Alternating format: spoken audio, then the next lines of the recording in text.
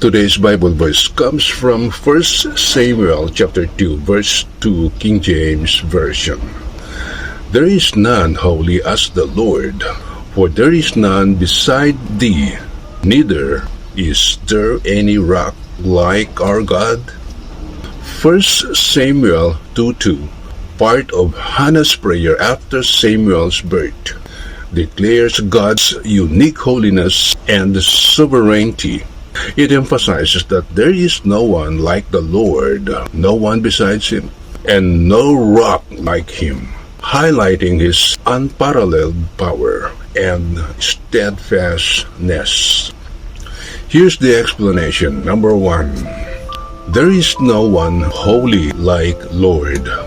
This line emphasizes God's absolute holiness and separateness from all creation, indicating that He is uniquely sacred and not comparable to any other being. Number 2. There is no one besides you. This reinforces God's uniqueness and suggests that there are no other gods alongside Him, emphasizing His singular existence and authority. Number 3. Nor is there any rock like God.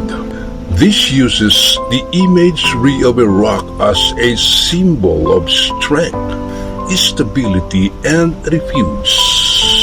It signifies that God is the ultimate source of security and protection, and there is no other like Him in terms of reliability and steadfastness.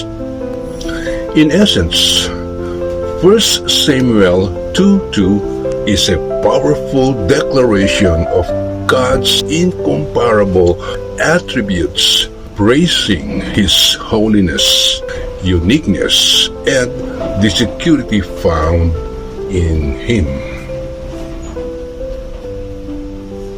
Amen.